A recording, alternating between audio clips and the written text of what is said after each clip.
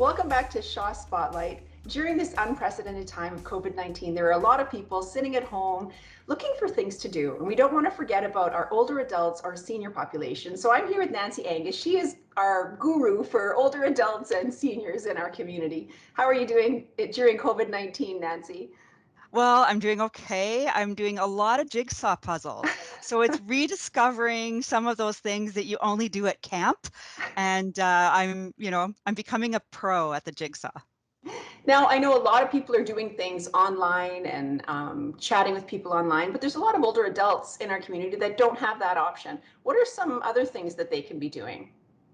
Well, I think there's a lot of things that you do hear about that whole thing about go online and check this and check that. But, we can learn from some of the older people in our lives. They have something called a telephone book where, they have those things that plug into the wall that are the actual phones.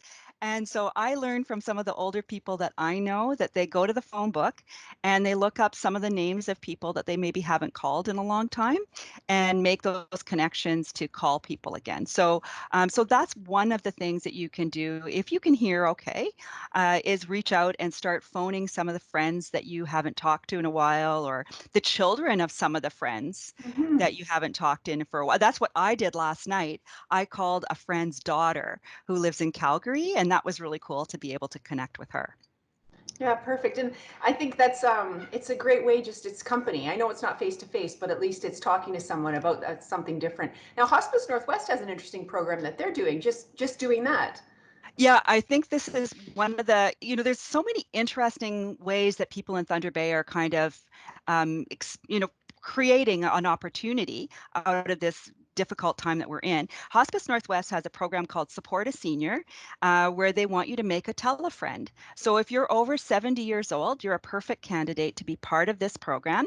Or if you're over, any age and you want to be a volunteer for the program, they have an opportunity. If you're over 18, you can be part of this. So you can call, it's called Support a Senior Program, make a tele-friend, and you can call them at Hospice Northwest at 807 626 5570 and find out about if you can be a part of the program as a volunteer or if you'd like to get a phone call from someone. I think that's a terrific concept that they've come up with of trying to get something together quickly. And you can become a volunteer for this program without having to Mhm. go through so many of the really delayed programs that sometimes Mhm. happen when you become a volunteer. And this is a great idea for people who not everybody has kids or grandchildren living in Thunder Bay or in northwestern Ontario that they can connect with. So this is a great program for people like that. Oh, I think it's terrific. I really applaud Hospice Northwest for getting it started. There's other great programs around too. And again, if you have the Chronicle Journal, you might be able to find something that's in there, just a tip on what you can do at this time. So I like Mhm. that project going on. Now, I know we were talking about little things like going through photographs or finding things in your house and writing stories about them, and those are just a few things that you can do. Well, just this morning, I know that when we talk about living in our own little apartment or something, you think everybody, the younger people always talk about all the knickknacks that some of us older people have and like to surround ourselves with knickknacks. Well, here's a thing that you can do at home, which is kind of like a little bit of a scavenger hunt. So this morning, I looked around in my house and there's stories behind our knickknacks. And what you can do is you can tack the story onto the back of an item. Now, for example, here we have a lovely ashtray that my husband found, and he was going on the computer this morning to see how much this antique ashtray might be worth. It's only worth $10, so it's not something that we're going to be able to hand off and make lots of money on. But he put the story on the back of the ashtray, and here it is. This ashtray was found with some old cans and bottles in the bush near Scriber in 1989. It was found in a dump associated with a mining camp dating back to the 1930s. So who would have thought that Mhm. this little piece of junk that we have around the house has a story? So I'm saying to folks, think about walking around in your apartment, pick up some of the items that you might have around, and then just tack on the story with a piece of tape onto the back of the item. And then, you've got that story connected to the item. So it's kind of a cool little way of, we think about, yeah, you have a photo, put the names of the people in the photo, Hmm. put that on, but also just some of the little items that you have kicking around because there's stories there. There is stories, and I know just the older you get, you forget. I know I'm starting to forget things. So if you have the story on the back of it, then it can remind you of what it is and why you kept it. And there's some things that some of us have that are treasures. This is my one of my favorite pieces ever. Of course, it's a Strawberry Hill, but it's not because it's worth like lots of money now. But this was given to me by the ladies who worked with me at Simpson Sears.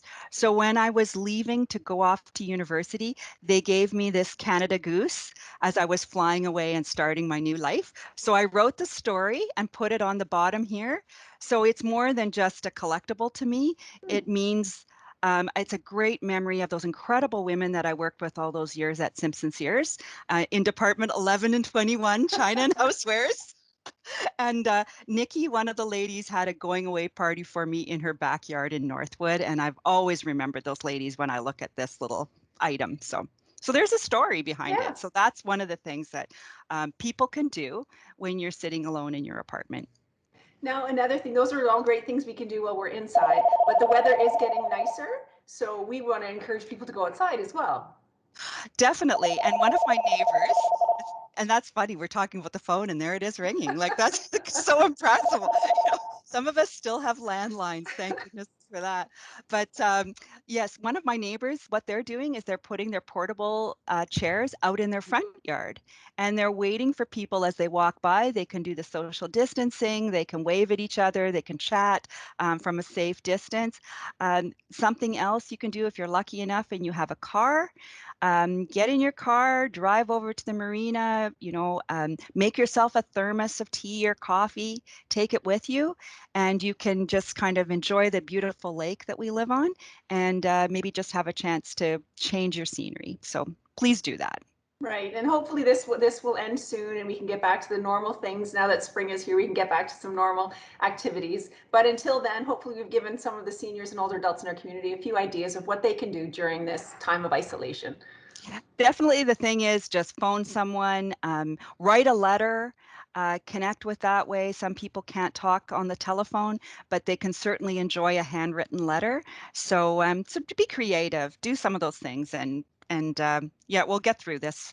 We will. And Nancy, thank you so much for talking with us, and you enjoy your time. I want to hear more of your stories of the things you found in your house. Oh, barbells. Here's something else you can use. These are weights. You can lift these. So yeah, there's something else we could do. Always be creative, right? Right. Well, Thanks, thanks. Janice. Bye, everybody.